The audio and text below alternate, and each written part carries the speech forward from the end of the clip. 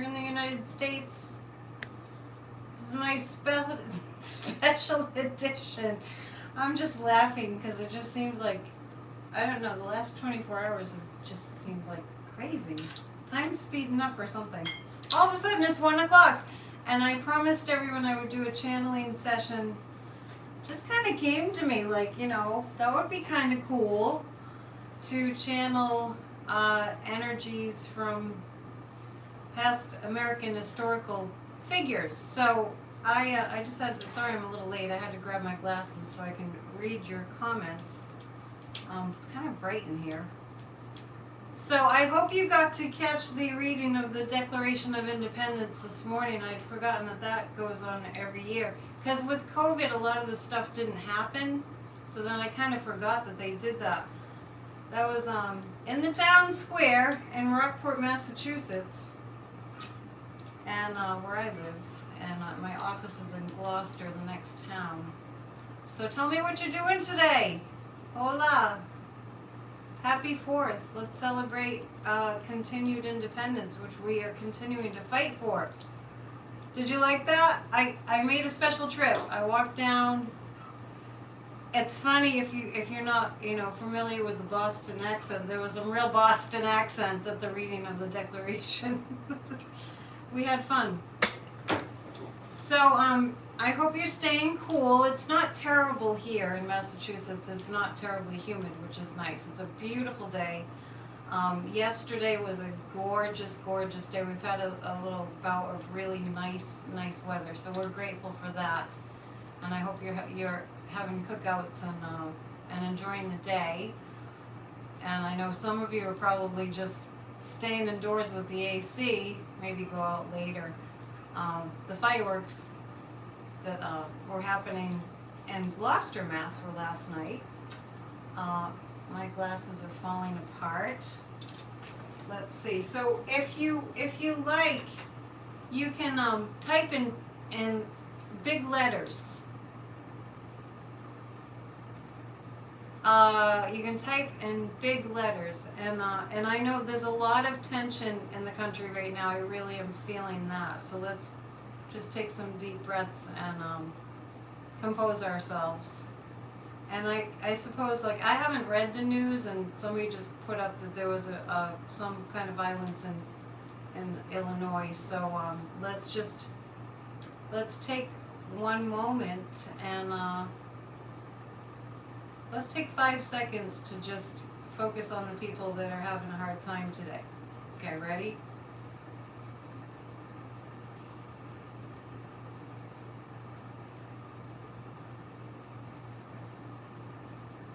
And I just heard the words "all will be well." So, okay, let's get started. As I said, I hadn't done this before, but these energies are available to all of us. There's something called the Akashic Records that we can tap into what's going on in the spiritual realm. And let's get started with, what do you say we do a little talking with channeling Abraham Lincoln? Let's do that. So we're going to tune into the energy of Abraham Lincoln, but before I do that, I just want to show you that I'm wearing my red, white, and blue, but I'm also wearing this shirt like for Ron DeSantis. I'm not in Florida, but you know how Ron DeSantis is like banning rainbows? You all know that Ron DeSantis is banning rainbows from the classroom, so I've got my rainbow shirt on. Just to, stick it to Ron DeSantis, just because he doesn't like rainbows. And I got this idea today, before I get into the channeling, I got this idea today that everyone should take a selfie of themselves wearing a rainbow something and send it to Ron DeSantis. What do you say? Let's be rebels. Okay. I'm going to tune into the energy of Abraham Lincoln.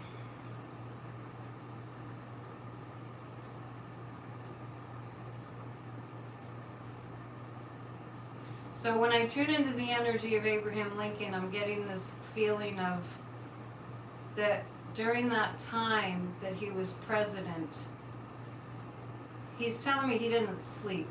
Abraham Lincoln, he didn't sleep, and he fell into a depression. Um, and Abraham Lincoln's energy feels like he was always facing enemies, and he's kind of giving me the sense that Joe Biden feels that way now. That it's similar to how Joe Biden feels, because it was always like things were coming at Abraham Lincoln and he couldn't please anybody. That's a feeling that he couldn't please anybody. So let's see what else. He's showing me like the Lincoln bedroom. There's something about in the White House. He's saying that Abraham Lincoln, he would just pace the floors at night. Pace the floors. And sometimes his wife would just have to go, elsewhere in the White House while he was just really stressed. And she didn't have a lot of power, because women didn't have a lot of power back then. Let's ask Abraham Lincoln what he thinks about what's going on today in America. He's saying it's real similar. There are so many more people. It was such a different world. It was like a different planet then, because there were so fewer people. Abraham Lincoln has given me a sense that he's incarnated. Now, let me just explain something.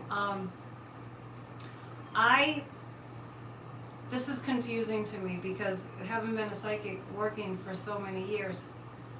A long time ago, the guides told me that somebody could be incarnated, but their essence can still be on the spiritual plane, so they can still sort of be guides from the other side.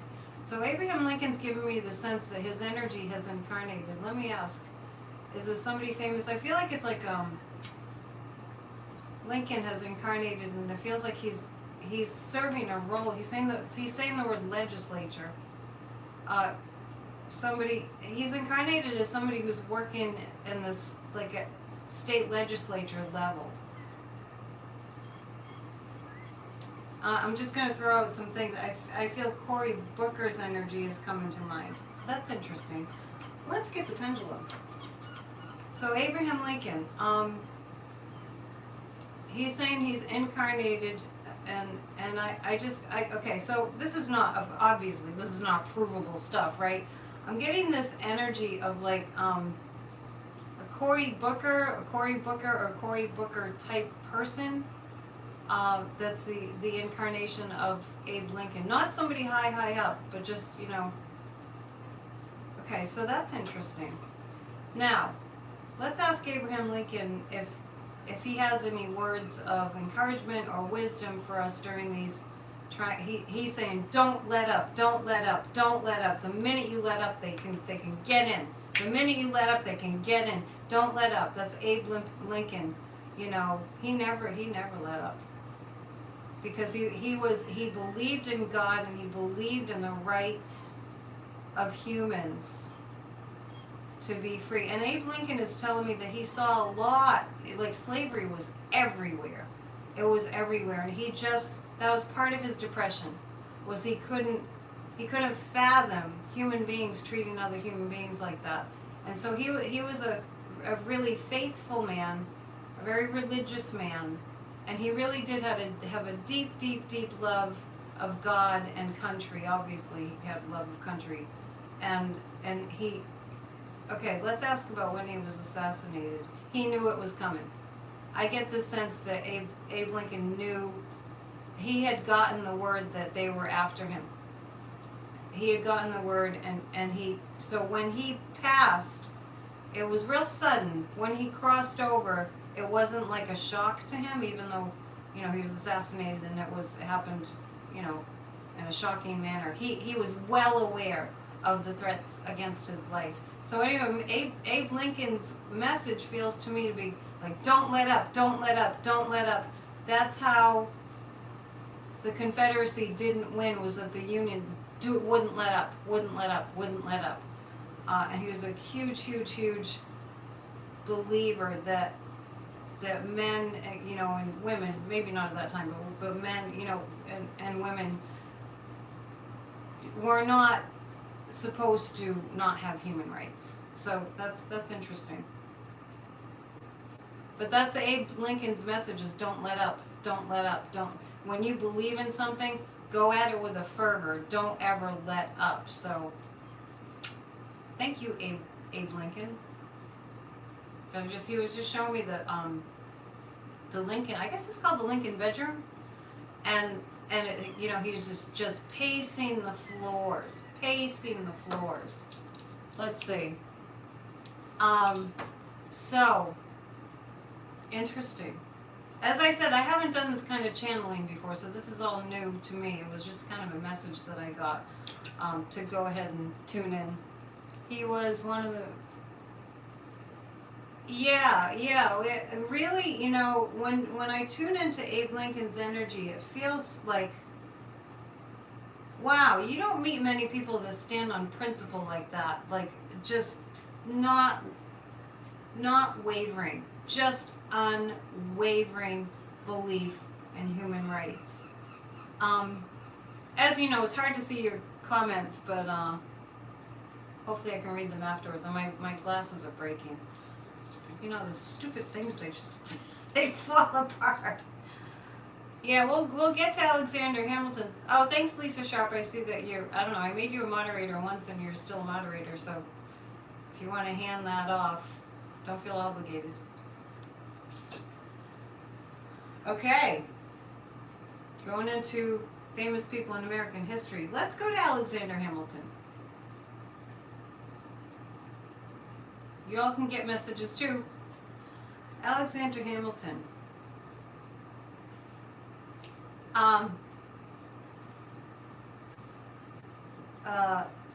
Lynn Manuel.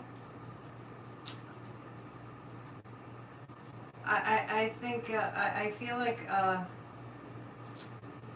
the creator of the musical Hamilton is Alexander Hamilton incarnated. So Benjamin Franklin will be next. Okay, so let's tune into Alexander Hamilton. Lin-Manuel is the incarnation of Alexander Hamilton, which is pretty cool. I've always thought that. Alexander Hamilton.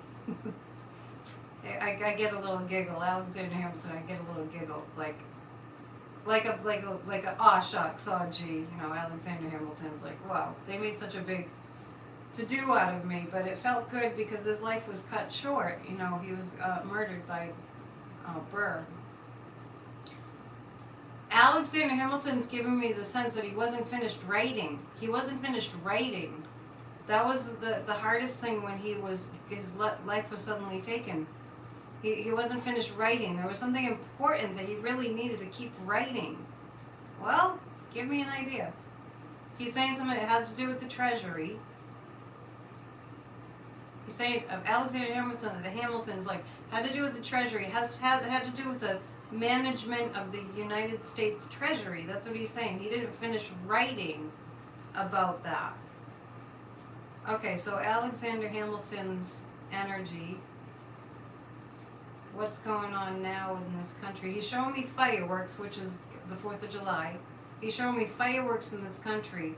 And Alexander Hamilton is showing me the energy of America that he sees is there's going to be, like, uprisings everywhere. There's going to be so much energy. He said it's much like the time that he was here, but it's just so both of these beings, Lincoln and Hamilton, are giving me the sense that it's like a whole different planet in terms of the numbers of people.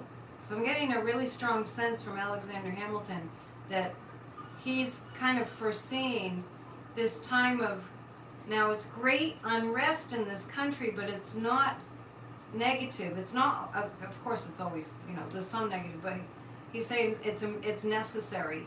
This uprising is necessary. Alexander Hamilton, and something about, he's saying something about the economy needs to be re-looked at. the U.S. Treasury, the finances has to be looked at. It's almost like we have to have a new constitution written that has to do with the Treasury and the economy and the taxes. And yeah, Alexander Hamilton's energy feels really all about, like the way the people are, managing the money. He's really all about what's going on with American monies and the economy. Okay, let's ask Alexander Hamilton, will we be able to get to, just get power to the people, power to the people, power to the people. He's saying something about his wife, that his wife, Alexander Hamilton is saying, I don't remember her name. Alexander Hamilton's saying something about his wife having done way more than he would have thought she would have been able to do after his passing. But she did, for a woman during those times, she did pick up a lot of the slack, and he was really grateful to her from the other side, that she had taken over a lot of what he wanted to continue. But he is, I do feel like he incarnated as Lin-Manuel Miranda, the inventor of the musical, the composer. Okay, does he have anything else for us? Keep the spirit alive. Alexander Hamilton, keep the spirit alive. Keep the spirit alive. It's all about keeping the spirit of America alive. So there's that.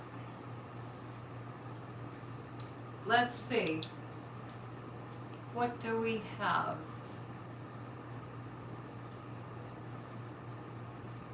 I'm just getting Alexander Hamilton. I just feel like he's going on and on about the money, the Treasury, the money. It has to be redone, reorganized, like a new constitution written about United States money and our economy. Really important to him. And I get that he is guiding us. As I said, I've never really understood it, but spirits have told me they can incarnate and still be influential as essences, spiritual essences from the other side. So, shall we go to Benjamin Franklin? I'm getting Benjamin Franklin like he was kind of an odd man. Let's go to Ben Franklin. Okay, we're channeling our ancestors and our American history. So far we've got Lincoln.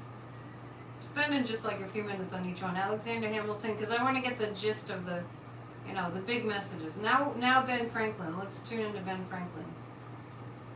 Actually, Ben Franklin, when I tune into him, he feels like a really happy guy. Like he was the one that would find the punchline and tell the jokes. He would make people laugh because I'm getting this energy of Ben Franklin being quite eccentric, quite like the one that would always say the one in the room that would always say the craziest thing. That's what I'm getting about Ben Franklin. Okay, he's saying the story about the key and the lightning was just made up. Ben Franklin, what do you have for us? He's really pointing to when they were putting together the Declaration of Independence and all that, the Constitution. He's like, oh my gosh, it was a monumental task. It was like when they were putting it together, you have no idea. Ben Franklin's like saying, you have no idea how many back and forths there were, how long it took for people to just finally, he's saying it was a miracle that they finally decided on something he's saying as imperfect as it is. It was a miracle that they settled on something ultimately on July 4th, 1776. It was a time of great tumult, obviously, and it was just amazing that they were all able to be together at that time. And they all actually felt like it was divinely motivated in terms of like that they could all come together and finally agree on the Declaration of Independence and the Constitution. That it was that when it was all said and done, they all just figured the hand of God was involved because it just looked like they would never come to agreements. Benjamin Franklin, He's telling us to, it's funny because Alexander Hamilton was talking about writing. Benjamin Franklin is really pointing to the need to write, the need for people to write, the need for people to write. Feels like write their thought, maybe like, letters to their newspapers and their Congress people. And it just feels like Ben Franklin is just saying, you people have to write, you have to write, you have to write. To right the wrongs, you have to write. Be innovative. He's saying be innovative. Like Ben Franklin was very innovative. Okay, let's ask Ben Franklin about, are there other inconsistencies with what people think about him? He's saying that he wasn't the only one that was expressing that we have a republic if we can keep it. There were others that were expressing that same thing. Ben Franklin famously said when they finished, the Constitution and everything, what did they have? And he said, we have a republic if we can keep it. He's saying he wasn't the only one that was saying that. They recognize the importance of keeping the republic, of us participating. He's showing me that he has children. I don't know. These people, I'm not really up on their biographies. But he's showing me children. I don't know if anybody knows if Ben Franklin had children. But he's showing me children, and Ben Franklin is showing me those people especially that can trace their lineage back to founding fathers and, people that settled in America. Those people feel that in their souls that they can make a difference. The people that really are have ancestors as being connected to our founding fathers, they have that in their DNA, and we'll see a lot of them kind of rising up. Anybody have ancestors who founded our nation? Do you know? Let's ask Ben Franklin, what else he has for us in terms of what we can do to save our democracy. I cannot tell you how overwhelming the feeling is lead the charge, get involved. And they're showing me Ben Franklin, and it just feels like they're showing me the charge. Like if I were to look at the tarot cards, it would be like charge, the Prince of Swords, charging in with a message. So that's Ben Franklin. He's really strongly saying to write, express, have your voice be heard. So, thank you, Ben Franklin. Thank you, Alexander Hamilton. Thank you, Lincoln. George Washington? Let's have a visit with George. It's funny. First thing off the bat, George Washington. That whole story about the cherry tree, I don't know who made that one up. Ben Franklin was saying that there wasn't a key in a lightning bolt either. So that's pretty interesting. George Washington. It's funny because I know this is I'm pretty sure a Dickens quote, but George Washington feels like he's saying, Tale of Two Cities, I think that was Dickens. He's saying it was the best of times and it was the worst of times. That's what George Washington is saying. It was the best of times, George Washington is saying, because we had a collective vision of what we knew was possible. But it was the worst of times because we felt so far away from it. We knew it was possible, but we felt so far away from it, George Washington is saying.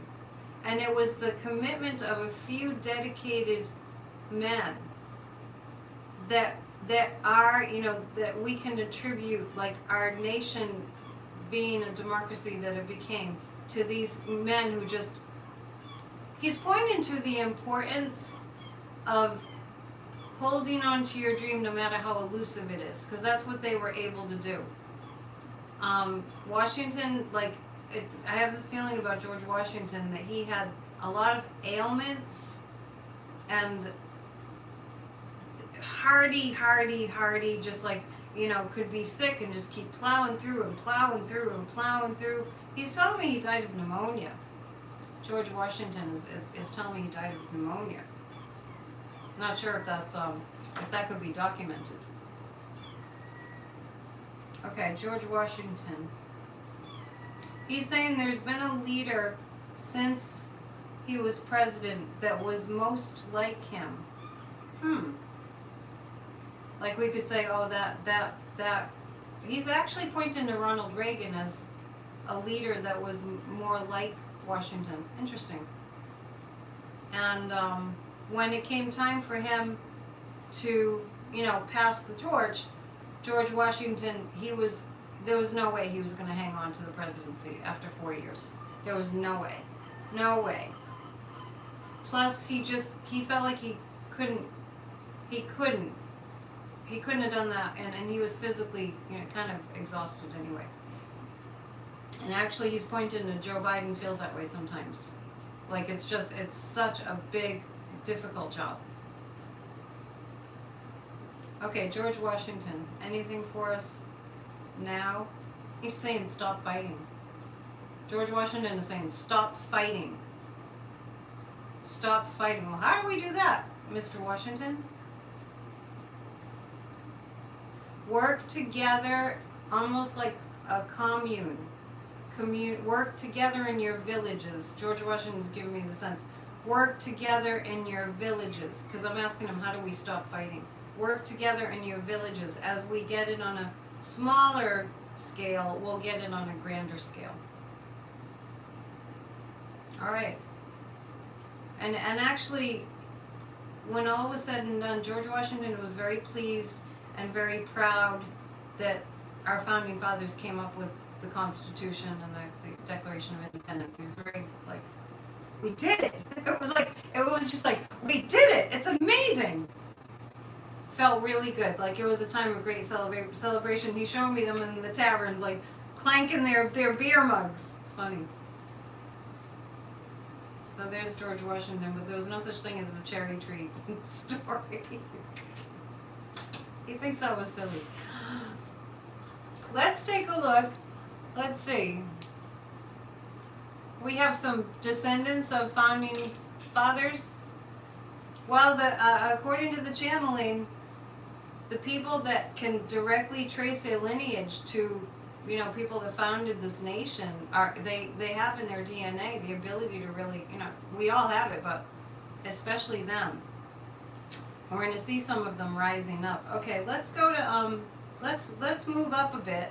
Let's go to Rosa Parks. Let's go to Rosa Parks energy.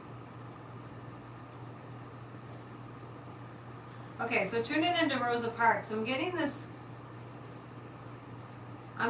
sense that Rosa Parks is saying, she knows things are bad with racism, but not to lose sight of it's not as solid. The racism is not as solid as it was in Rosa Parks' time. It's not as impenetrable. It's there. It's very much there. But Rosa Parks doesn't want us to feel like we haven't accomplished anything in the face of some, heinous police brutality and murder and that kind of thing.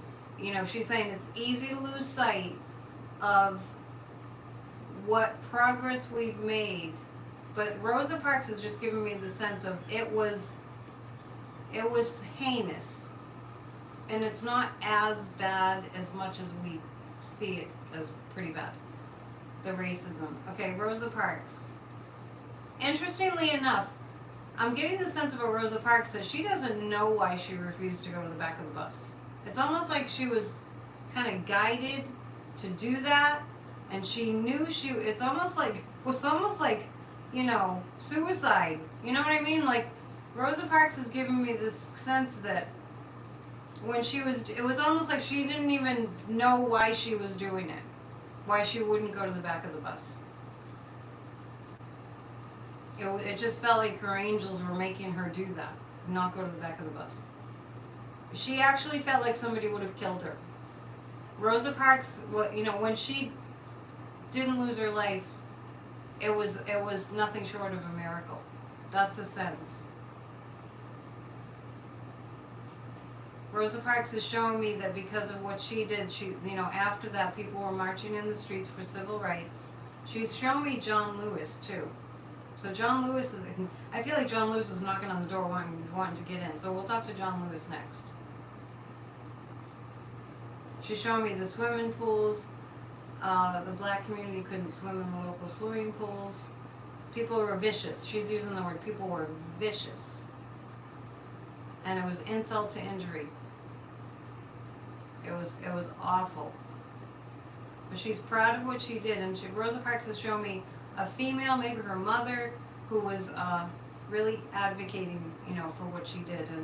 And she's showing me the restroom signs that say like whites only, the restroom signs, as that she felt like she was a contributor to that segregation not happening anymore. And she has no regrets. Rosa Parks, no regrets at all. So, Rosa, do you have any information for us moving forward? Any advice? Cherish one another. Rosa Parks is saying, cherish one another. We're beautiful souls. People are beautiful souls. So, that's Rosa. Thank you, Rosa. Yeah. Cherish one another. I like that word. Cherish one another. Find the little, the glimmers of light in one another. Thank you, Rosa. She's a very, very strong energy, very strong and sweet. She's a strong and sweet energy, Rosa Parks. Okay, who's next? Who should we tap into next? I do have a list, but I'm waiting for you all to come up with who's next.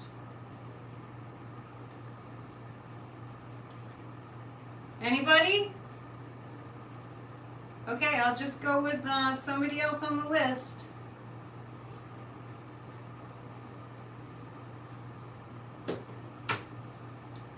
John Hancock from Massachusetts. Let's tune in. Eleanor Roosevelt. We'll do that next. So figures in U.S. history. John. Oh yeah. Thank you, John Lewis, and then we'll let's do John Lewis because he was knocking at the door. Okay, John Lewis. John Lewis is showing me. I don't know, like if they knew each other. Feels like they did, or they knew of one another. John Lewis, he's saying, pass that voting rights bill. Make it happen. Make sure it happens. John Lewis felt like that needed to be his legacy. And John Lewis is showing me how happy he was during the Black Lives Matter movement when right in front of the White House there was that big giant Black Lives Matter on the ground. He was so proud. He said that tears were in his eyes. And John Lewis is saying, you can do this. You can do this. You all can do this together. You can make this happen. Our democracy depends on it. John Lewis, what do you want to tell us? He's actually saying that Barack Obama is an important person to listen to right now. So I don't know if Barack Obama is on very many platforms right now. But he's saying Barack Obama, he had the right idea. He had the right idea. That's what John Lewis is saying. So I guess they must have talked a lot. So let's ask John Lewis what we can do to... He's showing me Stacey Abrams. Stacey Abrams is on the right track. She's on the right track. Watch her. He's saying watch Stacey Abrams. Watch her. He's showing me something about, like... to write something up. I think it's the bill. And he's showing me that he guides Joe Biden. John Lewis, he's a guide to Joe Biden. And he's saying, there's a lot of people guiding Joe Biden. I get in what I can. And so John Lewis does a lot of, hey, I have something to say. He was kind of a quiet man. He's showing me Elijah Cummings. Elijah Cummings is with him. Remember, Elijah Cummings said, when you're dancing with the angels, they'll ask you, what did you do to help save democracy? Remember those words. Elijah Cummings, it feels like he just popped in to say that and he popped back out. John Lewis. He's showing me like organized groups of people marching in a kind of like a square formation. Like just keep building block by block. Just keep it going. Keep it going. Just keep. So John Lewis is giving me a sense that if we just keep it going, just keep. He's giving me the sense of in a structured, measured way. Keep it going. Keep marching. Keep moving forward. Keep on. Just don't let up the pressure. And we'll get there. That's what I feel from John Lewis. Sorry, I almost forgot him. He spends a lot of time, it feels like John Lewis spends a lot of time, working to get people's connection. John F. Kennedy. Okay, John F. Kennedy. Just know I'm in my psychic brain, so if I forget something, I'll do my best to come back to it. Let's go to John F. Kennedy. John F. Kennedy is actually telling me he was Lincoln in his past life.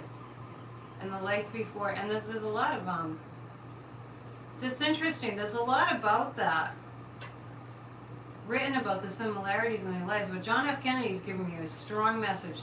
He was Lincoln in his life prior to his life as president of the United States. John F. Kennedy, he's giving me the sense that he felt when he immediately crossed over, he felt really guilty about Jackie. I get this sense that Jackie was a good woman and a good wife and a good mother, and John Kennedy felt guilty. He wasn't faithful. Well, we don't have to get into that. Okay, JFK. It was a sign of the times. He's just saying his assassination was a sign of the times. He knew he was at risk too, just like Lincoln. Wow, it's interesting, the similarities. He knew what he was up against. Being for civil rights. And actually, I'm getting the sense with JFK that he had a tip that somebody was going to be after his life in Dallas. He's with his son, John Jr., It was a happy reunion, even though the airplane was a tragic accident. He's with his son and his daughter-in-law. JFK is giving me the sense that there's somebody in the Kennedy family who will rise up and make a difference, but it's not who you think. I actually think that this person doesn't have the Kennedy name. He's showing me Maria Shriver for some reason. Okay. JFK, do you have any, he's giving me the sense like we all think that we're in such awful, tumultuous times, but John F. Kennedy's giving me the sense that he's like saying, Annette, it's always been like that. It's always been like that. It's always been like that. And this, it's kind of an anomaly that we went through this time like in the 80s and 90s where there weren't a lot of really, like constant tumult. But that was kind of an anomaly. So what do you have for us, JFK, moving forward? He's actually saying he's grateful for this time to be with us. You're welcome. John F. Kennedy. He's showing me people marching in the streets during, even though he had already passed, but during the 70s, like he kind of is giving me the sense that he launched that. Like JFK is like what his role was to launch like the revolutions of the 70s, the 60s and the 70s, including women's rights. So we'll probably have to go to somebody that has to do with women's rights. He thought women should have more rights. And it's funny because I just get the sense that he felt really guilty about not being the faithful husband, because he was a religious man, and he just felt like he didn't go to hell for that, but he knew it wasn't right. And he's actually telling me the Marilyn Monroe stories are just are gossip, are not even true. Interesting.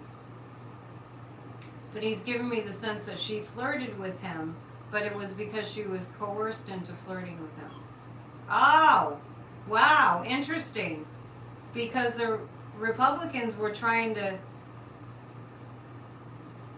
He showed me Bill Clinton. The Republicans were trying to do with Marilyn Monroe. We're trying to create some kind of a crime. Wow, that's interesting. Okay, he's giving me like a lot of information that I didn't even ask for. John F. Kennedy, how can we serve our nation? Remember, ask not what your country can do for you, but what you can do for your country. He's saying country above party. That he's really adamant about that. Ask what you can do for your country. Give to others. Give to others. He's saying give to others. Keep it uniform. Keep it uniform in the sense of knowing that we're all the same.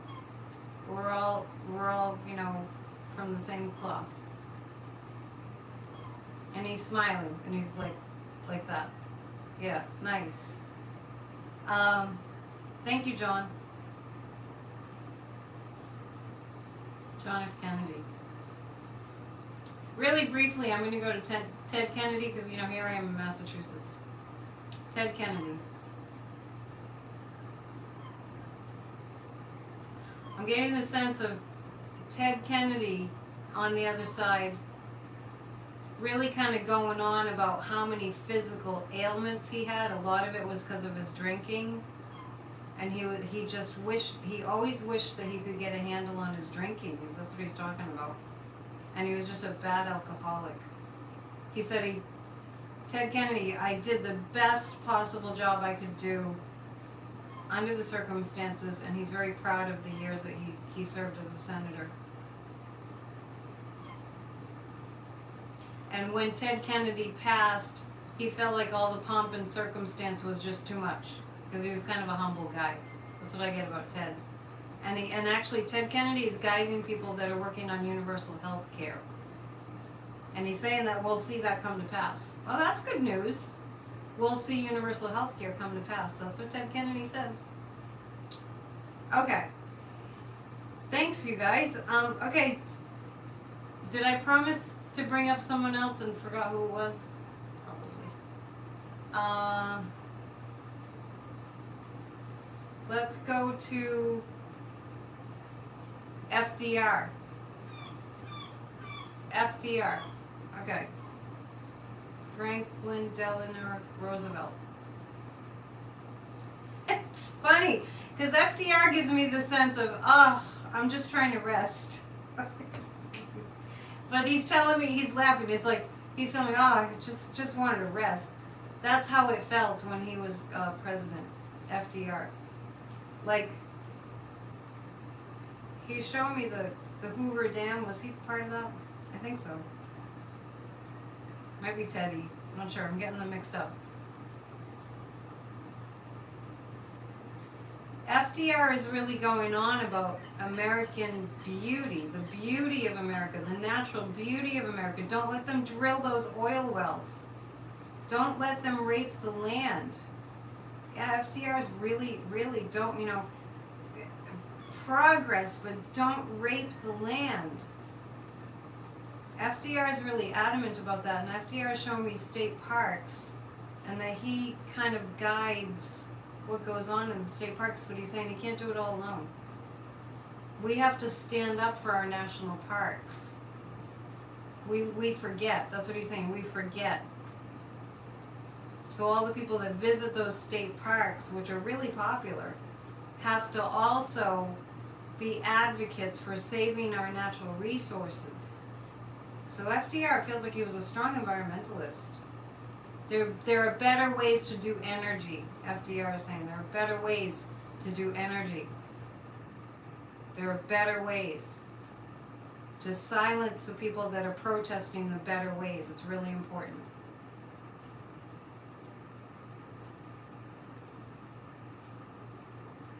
I'm actually, just speaking of energy, getting the sense of the Supreme Court and what's happened there with the EPA, and I'm just saying, whatever you want to do to pollute.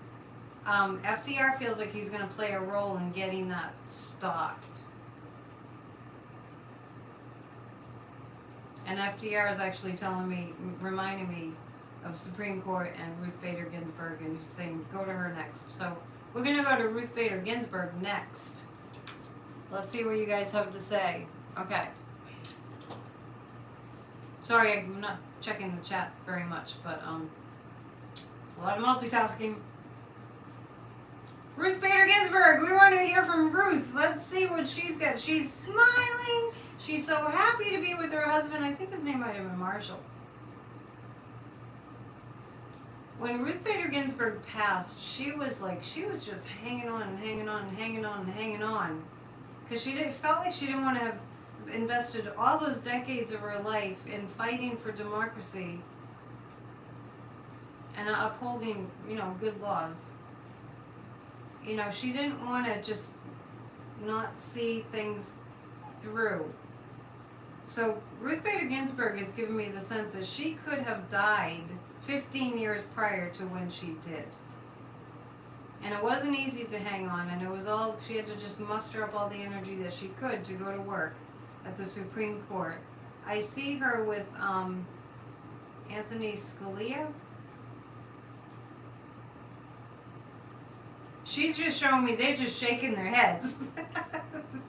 Ruth Bader Ginsburg, they're just shaking their heads like I see the rolling their eyes like, oh my goodness, this is so much work. But Ketanji Brown Jackson is going to do a fine job. She's saying she has put all her trust in Ketanji Brown Jackson.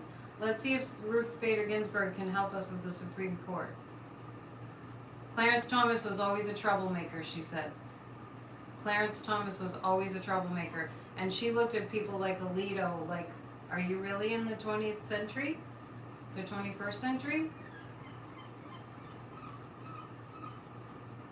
It's almost like she's showing me, it's almost like they were born at the wrong time. Like Alito. And Thomas, I have the sense that she didn't like Clarence Thomas, but of course she didn't say anything about that. She just didn't give him much attention. She knew he was a misogynist, and she did not like that. She really she's saying that everyone should walk around with a pocket constitution in their pockets.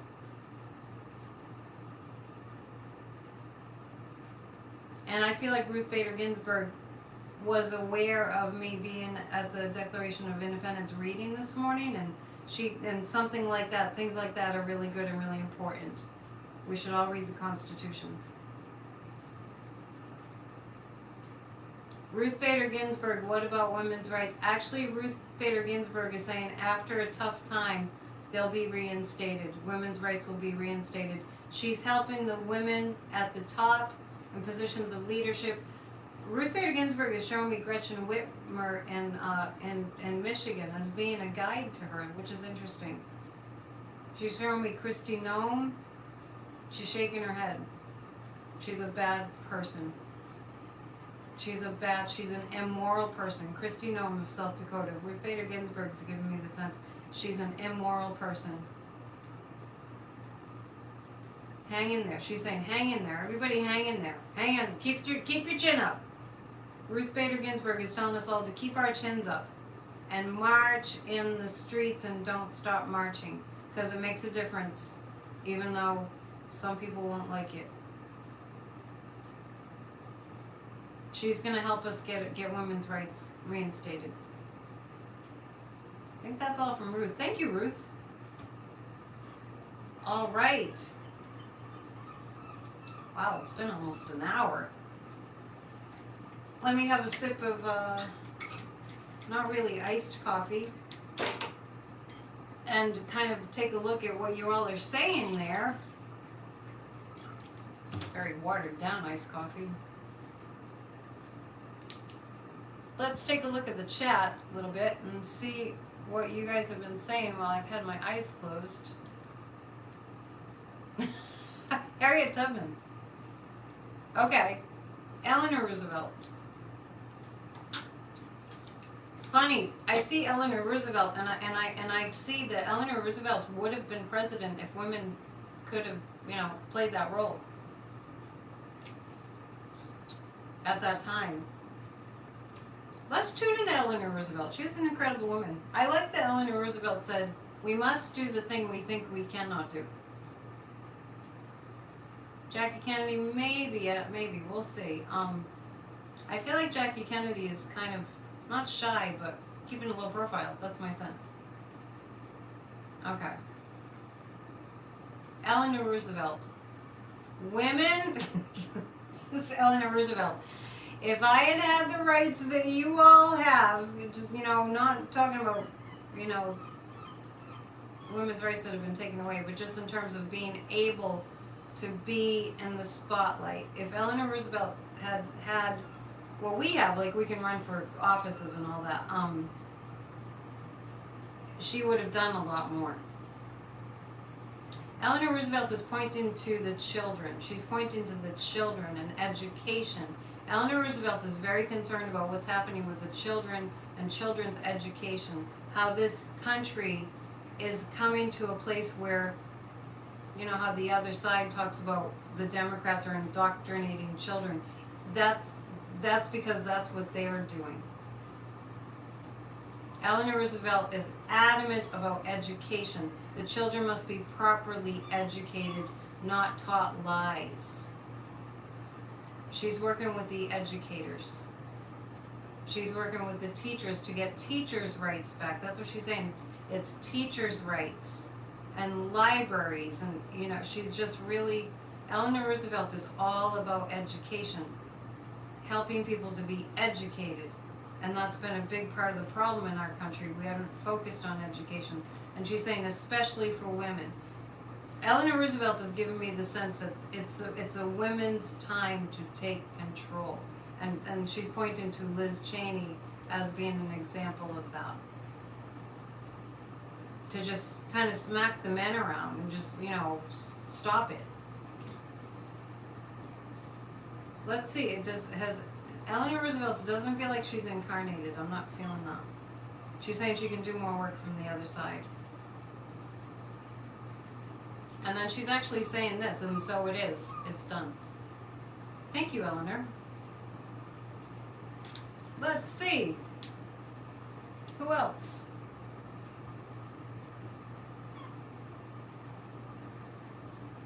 Smack the man around. I know. I'm surprised to see. She's like giving me the sense they need to be smacked around. It's really funny. Okay, so I'm going for the real famous people. How about John? You missed RBG. You'll have to do the replay. John Quincy Adams. I'm in Massachusetts. I'm going for the Massachusetts people. John Quincy Adams, one of the founding fathers. Interestingly enough, I tuned into John Quincy Adams. I'm getting the sense from John Quincy Adams that the colonial states where it all started, it's up to the colonial states to get things moving. Because the energy of history, you know, like Paul Revere going through the streets, you know, the energy of that history, that coming together is still very present, just particularly in the original states, the colonies. The 13 original colonies. He's saying those states will lead the way. Those are the states, John Quincy Adams, those are the states that will lead the way. John Quincy Adams has given me the sense that all he did was read books. I mean, he did other things too, but he's like, knowledge is power, knowledge is power. Read, understand, read about democracy. If you didn't get enough civics, learning, in school, read. He's John Quincy Adams is saying, read law. Read the writings of our founding fathers. Even though it's very wordy, just read the writings of our founding fathers. Rewrite the Constitution. Oh, that reminds me, I was going to go to John Hancock. He's saying they're kind of bugs. John Quincy Adams has given me the sense that the Constitution needs to be rewritten. And John Hancock, I'm feeling like they both are present. John Hancock is talking about integrity. Integrity. This nation has lost its sense of integrity. We must have integrity. That feels like the greatest loss to what human beings like rely on as valuable. John Quincy Adams,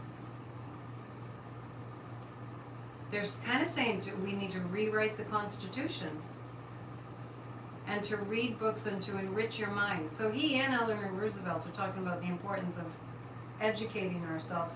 And he's also saying in those days they were self-educated. They were self-educated. They were very curious, and it made them more innovative. They were much more creative because they just got educated themselves, and they were self-educated. And he wants us to do more of that. Self-educate. And he's saying it's so easy with the internet now that he's aware of. You can self-educate. Truth, truth, truth. And he's saying you know what's true. When you're self-educating, you know it's true because you can feel it. If you're settled within yourself, you can feel truth.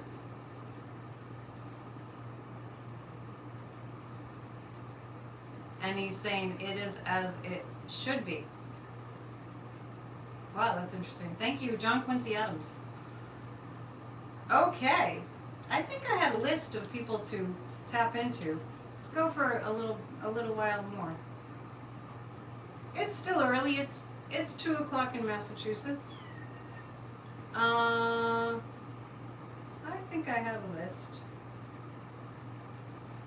And I know... Oh, I'm glad you're enjoying it. I really just don't even know, like... This just felt like something to do on a whim. George Washington, Thomas Jefferson. Want to go into Thomas Jefferson's energy? We went to Alexander Hamilton. Thomas Jefferson, he's quite a kind of a controversial subject. So Thomas Jefferson, let's see. I get the sense Thomas Jefferson is like he's just like, there's so much to say.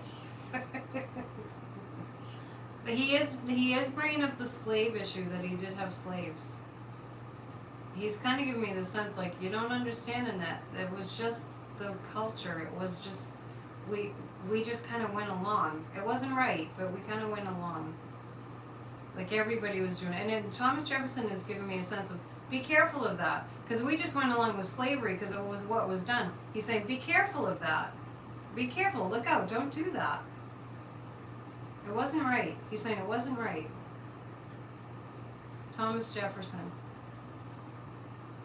I am so getting, we have to go back and study the documents of the founding fathers. Because there's a lot in there that we're missing that will help us to form kind of a new democracy. He's saying something about a new democracy, that America needs a new democracy. He's really adamant about that, and I feel like he's working hard. Thomas Jefferson feels like he's working hard to help us to form a new democracy, and it can be done. He's saying it can be done. It can be done. Don't ever think can't. He said they had many opportunities to be discouraged, but they just didn't allow it. Thomas Jefferson's like, he's like, we were just like fighting against this big, powerful force continuously, but we never stopped believing in what was possible. And Thomas Jefferson is saying a lot of us lost our lives. Go back to the documents. Go back to the documents of the founding fathers. There's a lot in there that we need to use.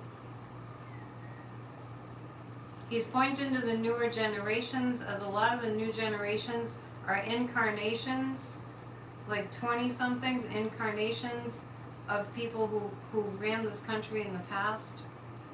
Listen to the younger generations, because they are us. That's what he's saying, because they are us. And they will lead the way. They were born with the knowledge, the intuitive knowledge.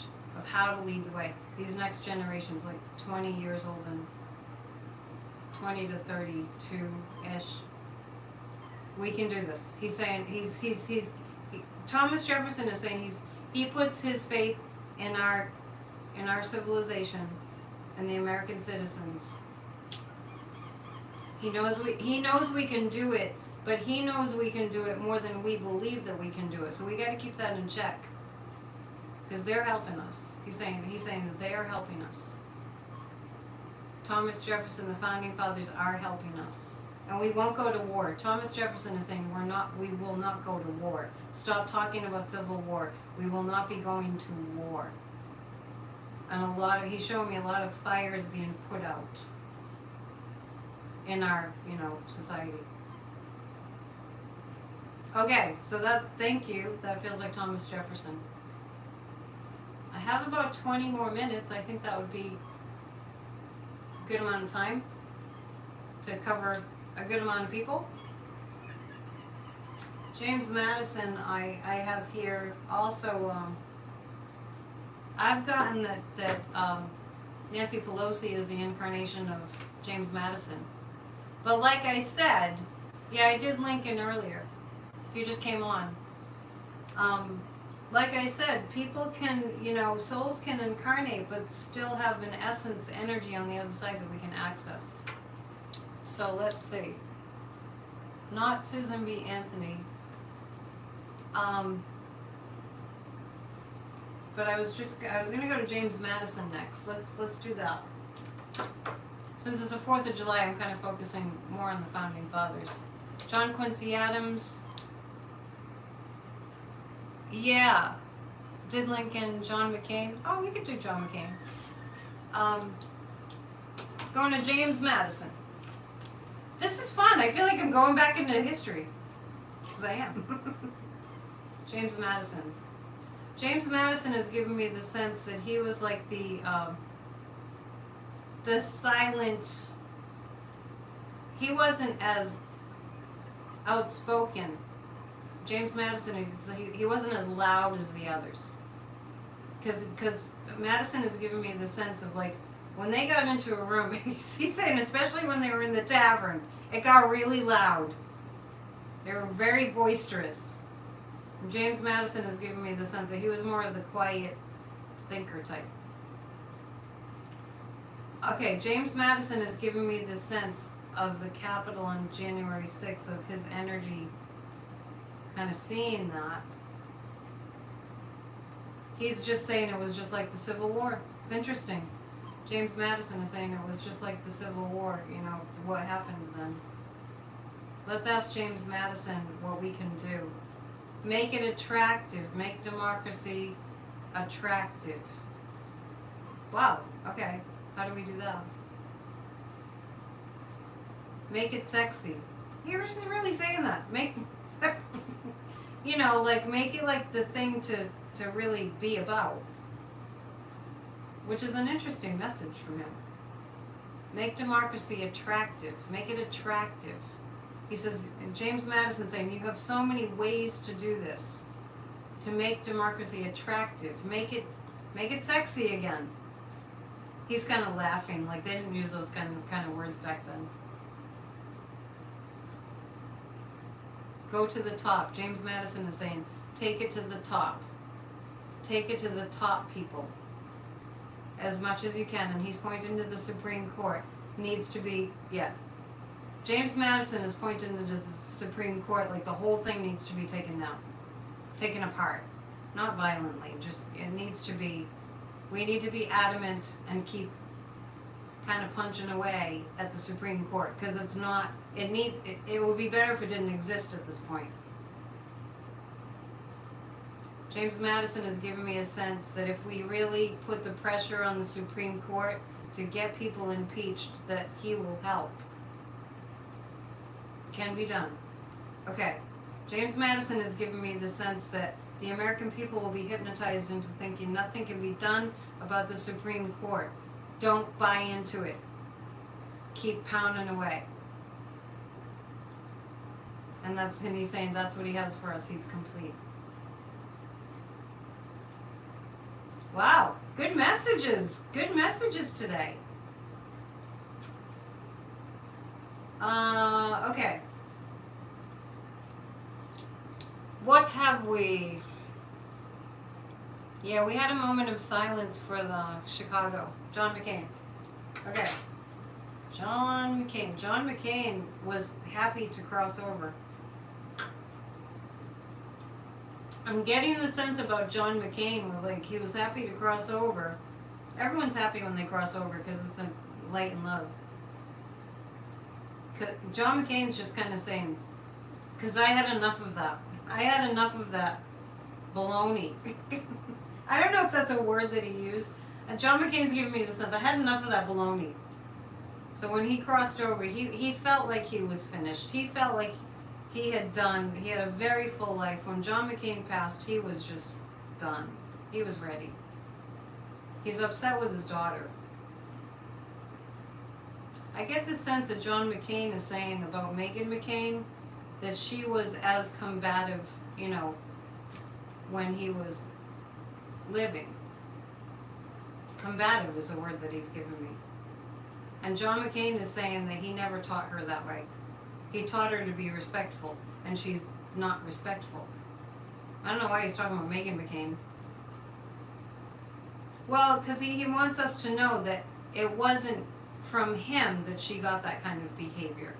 He's saying she was hanging out with the wrong crowd. And John McCain is saying that he played a role in getting Megan McCain taken off The View. I don't even know what happened there. John McCain, what can we do about the Republican Party? John McCain is saying the Republican Party has become like a gang. Like a violent gang, like a street gang. Ooh. So it's almost like, he's showing me like West Side Story. It's almost like a gang fight like that. You mean the Republican Party being split? No, the Republican Party, the insurrectionists, that segment of the Republican Party, and those that are going along with the big lie are like a bunch of thugs, like a street gang. Oh, and he's speaking to the violence. He is speaking to the violence. John McCain is really all about stricter gun laws. He's over there. He's helping with that. He's helped with that first gun safety bill. That he's like, there'll be more to come. There'll be more gun safety bills to come. And he's seeing the situation in Illinois right now, which personally I haven't read about. And he's seeing that horrifying incident, which is, the odds are these shootings are going to happen.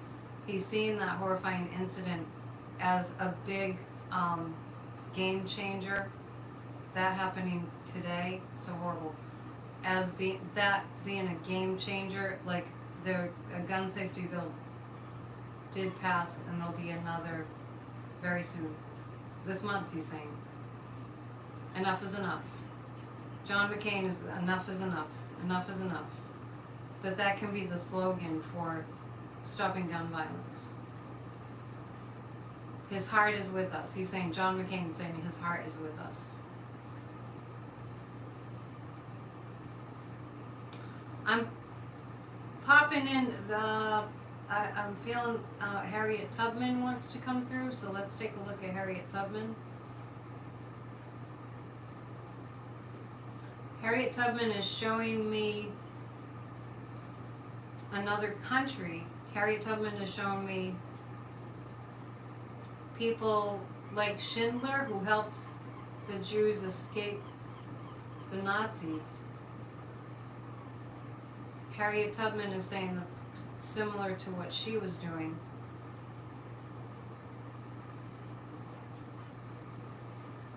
Harriet Tubman is saying we have a long way to go, and that we need to dedicate our lives to stopping racism. And many will do that, but dedicate our lives to stopping racism. And she's actually pointing to, I showed you earlier that I'm wearing a rainbow colored shirt as a, to DeSantis. And she's saying like that, like don't let up. Don't let up. on fighting unfair treatment. Don't let up on fighting cruelty. That's what Harriet Tubman is like. Do not let up on fighting cruelty. Her life was about that. Her life was about being a beacon of hope to those who faced constant cruelty. Constant cruelty. And she felt guided by a strong angel. And her Harriet Tubman felt like she had these bouts of fearlessness because she felt the protection of a strong angel. I get the sense of Archangel Michael. Or she wouldn't have done it. And she's saying it's like Joan of Arc. Joan of Arc, just real similar. Harriet Tubman, maybe she was Joan of Arc. I'm not clear on that, but she's showing me the comparison of Joan of Arc to her. Like they were both listening to etheric voices of angels from the other side. She's also saying she's proud of what she did. She's proud and she wants us to carry the torch. To fight discrimination. Persistently, consistently. She's finished. That's Harriet Tubman. Let's see. Yeah, time to dust off my history books too. Seriously. But they're, giving us a lot of good information. A warrior for freedom for sure. Let's do a couple more. And then you'll have to go to your 4th of July cookout. I'm getting hungry myself. Let's see, who have we not? There are so many. There are so many. So many.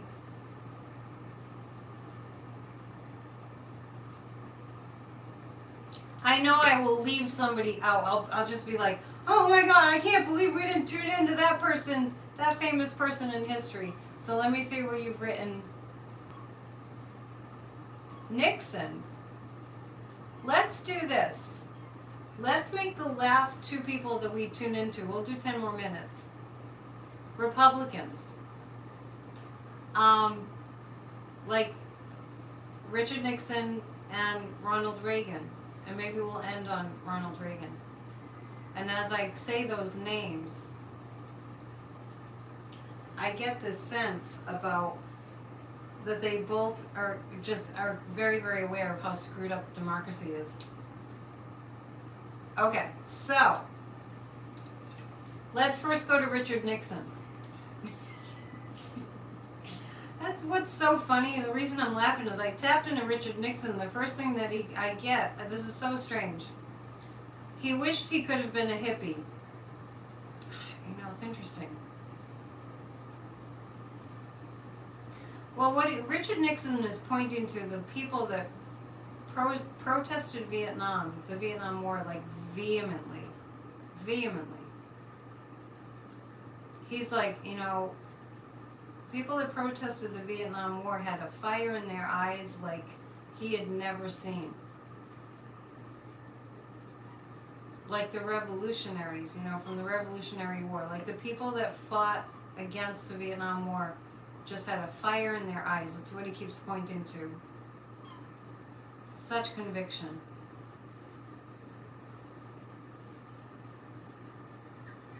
And Nixon is giving me this sense that he had a lot of fear.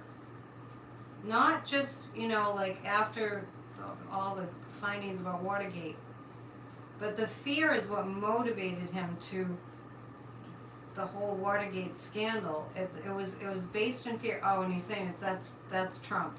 That's why he's pointing to that. Deep, deep, deep, deep level fear of losing. And Richard Nixon he's shaking his head and saying, I never should have done it. I never should have done it. I never should. And he would stay awake at night going, I never should have done it. I never should have. He actually had a lot of remorse. But the difference between him and Donald J. Trump is that Trump has no remorse. So he's saying it's quite different. They shouldn't compare it. It's quite different. Richard Nixon is quite different. Whole different animal. Nixon actually was very ashamed. And there's a big difference here. It feels very important to him to point that difference out. And he wants people to stop comparing Watergate to what's going on now. Because it's a whole different animal. Nowhere near the same. And it kind of skews people's perception to compare what's going on now to Nixon's Watergate. No comparison. You're saying a whole different animal. Because what happened on January 6th is a whole different level.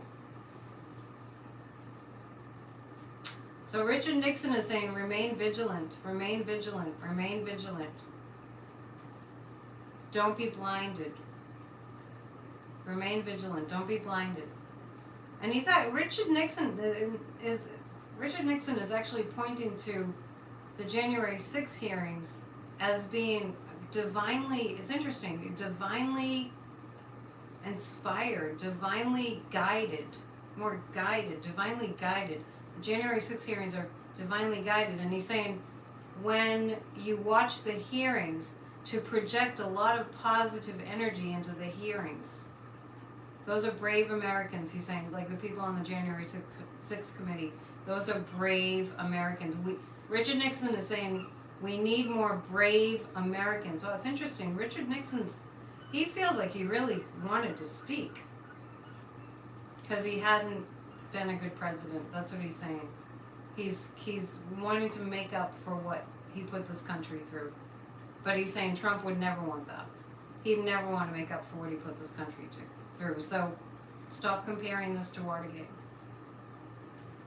He's with Pat, he's with his wife, and they're very happy on the other side. So thank you, Richard Nixon. One more before we call it a holiday. What you got? We said Ronald Reagan. Okay. I see you're all having a big conversation there. Happy 4th of July. Do we want to do Reagan last, or is there somebody that's really obvious that I'm completely leaving out? Bobby Kennedy. Well, I did JFK and Ted Kennedy because I'm up here in Massachusetts. Bobby Kennedy, I think would be similar. I felt divine guidance during the hearings too. So let's go to Ronald Reagan, shall we?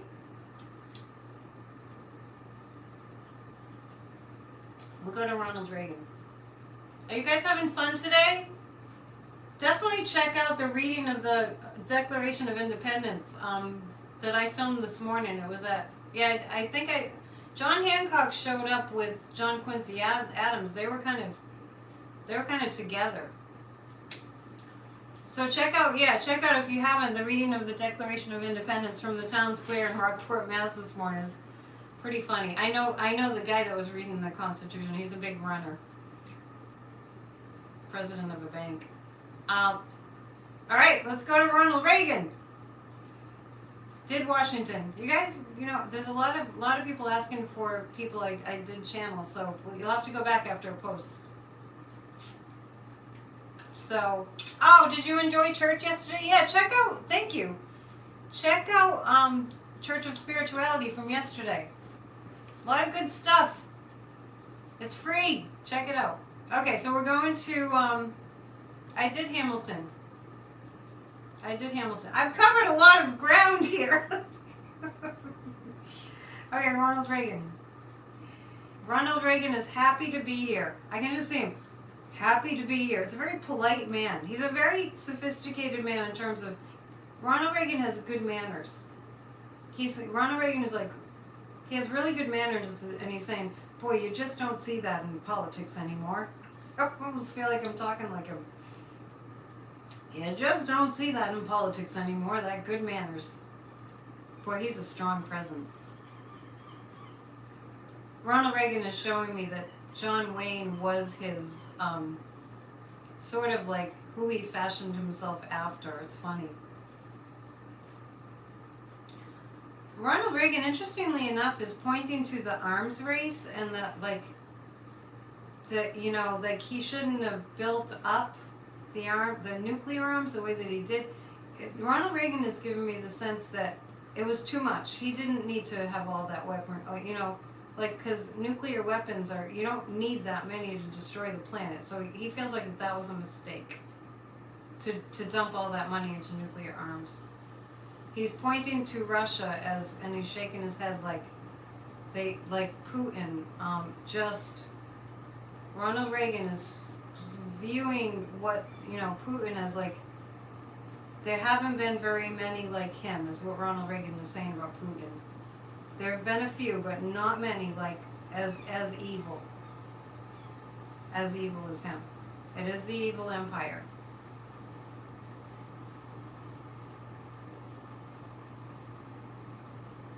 Khrushchev was president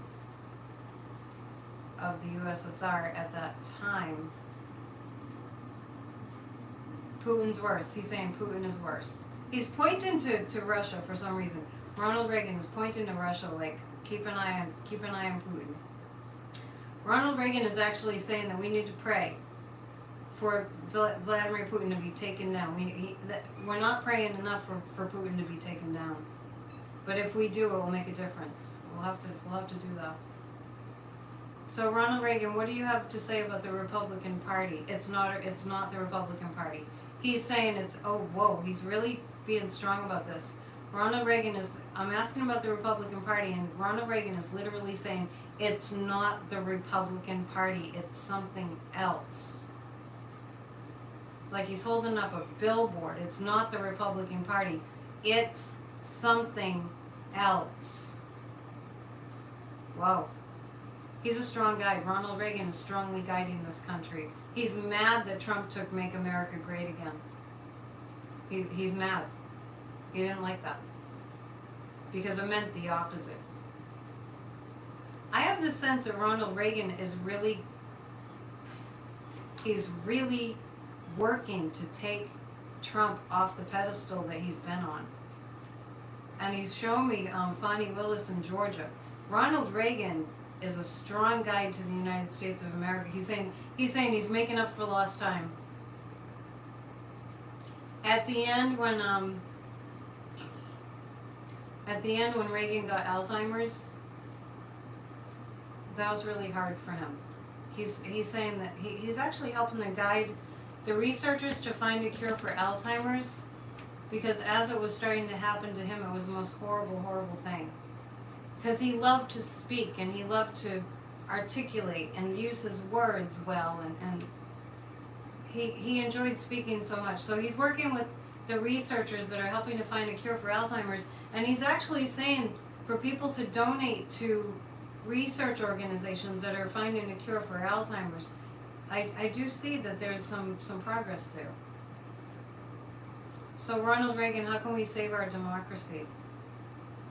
Bring the Republican Party back. Not what we've seen, but an actual party that will help this country and not continue to tear it apart. Okay, so let me ask him, can we do it? He's saying if we all help. Be an American. Ronald Reagan is saying be an American. Be an American. Be a true American. And he wants us to change the flag. I've been saying that. He wants us to change the flag. Because the flag was used as a weapon in the insurrection. So he wants us to change the flag, and he's going to help us to do that. I've always seen 3 gold stars on the flag. He's with Nancy. He was very happy when Nancy Reagan passed. They were happy together on the other side. And they're both helping to guide our nation. And believe it or not, Nancy Reagan is showing me that she supports the psychics on YouTube. And she's also showing me that she's working on the other side with people that have addiction. She's still, the say no to drugs thing, she's kind of still doing that. And she's helping the children. Just like Eleanor Roosevelt said she was. And that's what I have from Ronald Reagan. So, I think that's maybe it. Let's see. I'm not, you know what, Michael, I'm channeling. I don't know, I just tell it like they tell it to me. This is not like my opinion. I mean, I did say that I feel that because of what they were doing with the flag, that, to change it a little bit would be helpful. Just a little, I don't know, maybe a little gold border or something. All right, you guys. Elijah Cummings, I did tune into Elijah Cummings. He was riding on John Lewis's coattails. Elijah Cummings just basically came in to re-quote, when you're dancing with the angels, they'll ask you, what did you do to help save democracy? And then he popped out. So happy 4th of July. If you if you need stuff to watch, I mean, like, watch Church of Spirituality. All those videos are up there. If you're just hanging around having an easy day and you're just watching stuff. Also, I wanted to point out, there's an app called Curiosity Stream, and Curiosity Stream, if you want to get patriotic, has a couple of episodes that are on the Declaration of Independence and the founding of this nation. I had a blast. I'm glad I decided to do this. It was really, really fun. Go out and have a good time. There's a parade a little bit later where I am, and a bonfire. There were fireworks last night and a parade yesterday. It's been a busy time of hanging out and having fun. So pray for the people in Chicago. Pray for our country. And join us tomorrow night. I almost forgot. For our visualization time, 20 on Tuesdays, where we meditate. We do a guided meditation on sending positive energy to our country, holding a positive vision. So thank you, thank you, thank you. God bless America. We'll see you soon. I'm glad you guys were all here. It was a fun party, very fun party. All right, take care. Love you.